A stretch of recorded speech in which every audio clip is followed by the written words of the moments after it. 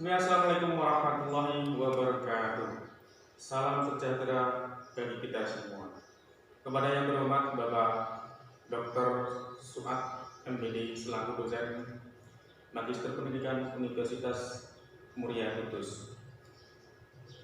Pada pagi hari ini saya akan mencoba mempresentasikan makalah saya yang berjudul makalah Hakikat Pendidikan, mata kuliah dasar pendidikan dan pembelajaran. Sebelum masuk ke presentasi, perkenalkan nama saya Sistiono, nomor absen 15, NIM 2019-03-191 dari kelas C.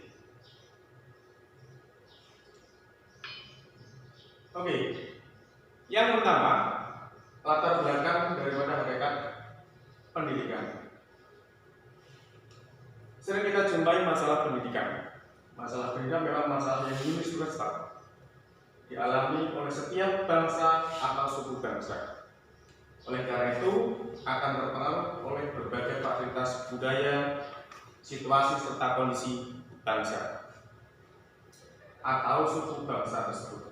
Dengan demikian, akan terlihat adanya perbedaan-perbedaan yang dapat kita lihat dalam pelaksanaan pendidikan tersebut. Namun, yang jelas akan kita lihat adanya kesamaan.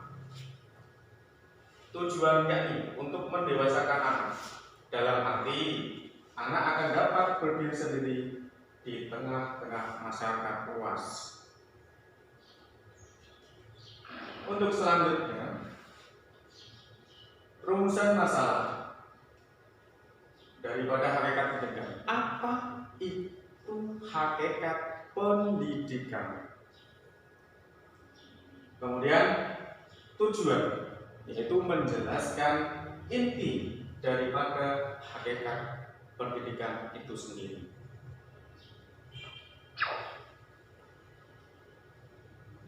Selanjutnya, ada beberapa definisi tentang hakikat pendidikan.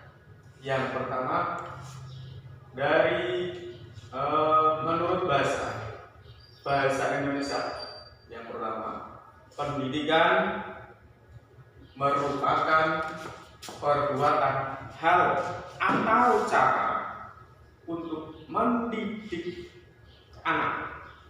Kemudian yang kedua, menurut dari bahasa Jawa, berasal dari kata panggulawatah yang berarti mengolah, membina kejiwaan dengan mematangkan perasaan, kemauan dan watak sang anak atau peserta didik kita.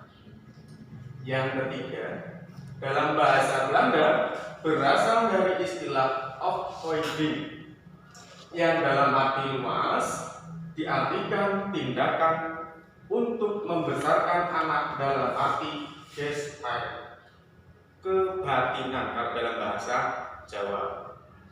Yang keempat, yaitu dalam bahasa Romawi berasal dari istilah educare yang bermakna membangun kekuatan yang terpendam atau mengaktifkan kekuatan potensial yang dimiliki anak itu sendiri. Oke, selanjutnya,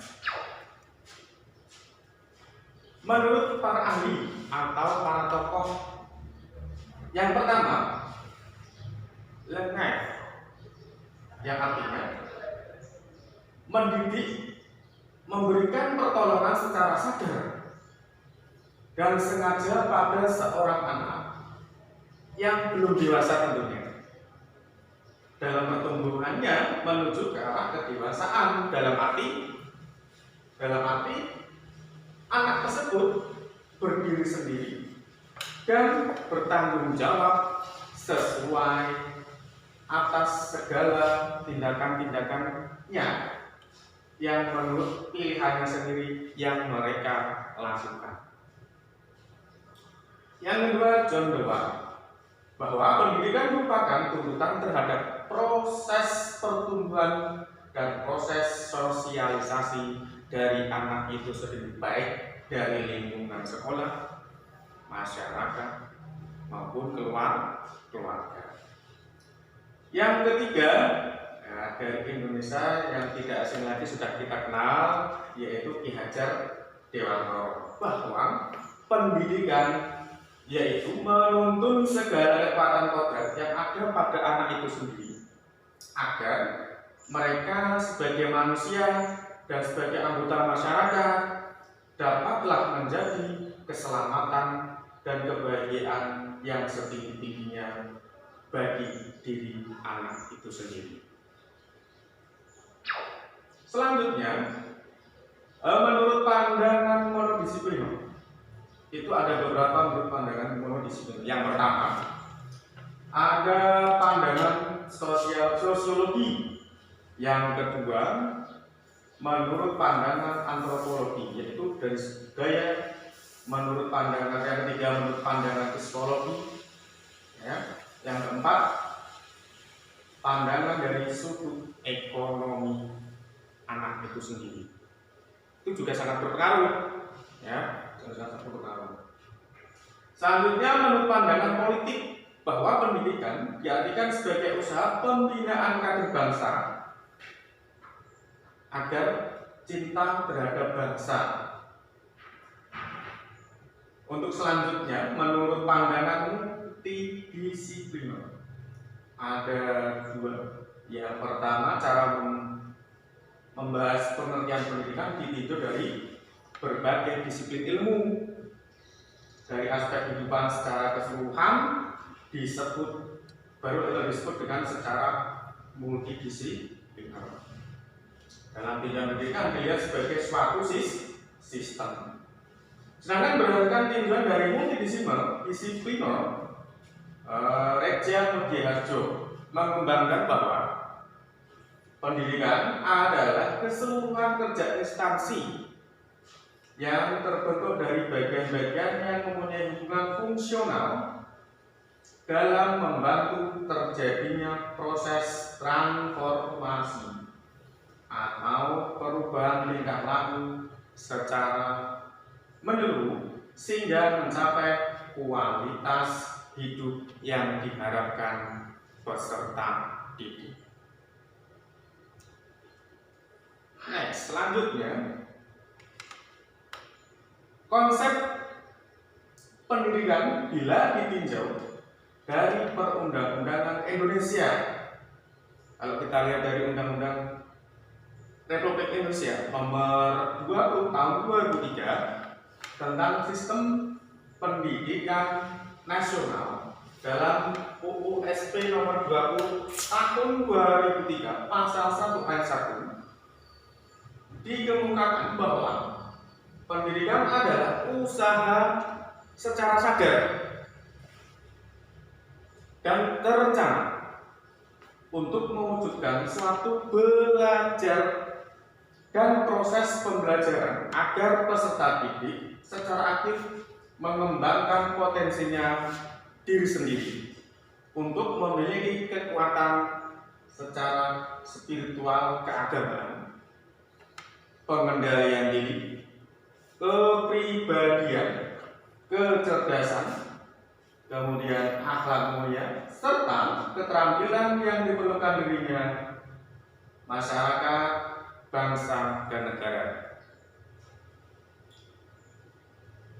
Nah, dari ayat tersebut dapat kita pahami bahwa kegiatan pendidikan itu mendorong peserta didik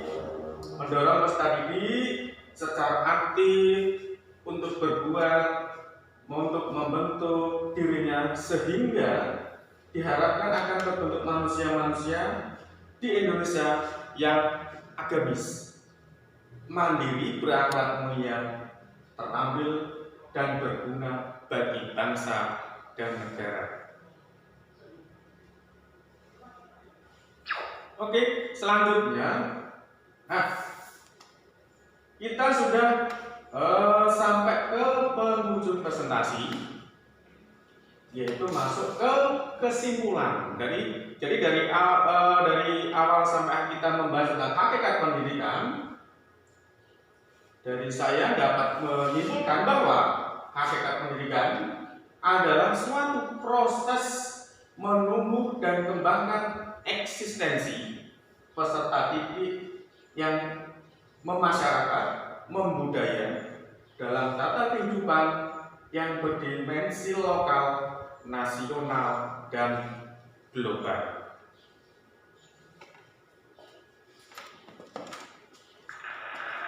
Nah, demikianlah presentasi di siang hari ini dari kami. Apabila ada kekurangan atau kata yang tidak berkenan, kami mohon maaf yang sebesar-besarnya. Wabillahi taufiq wal hidayah. Assalamualaikum warahmatullahi wabarakatuh.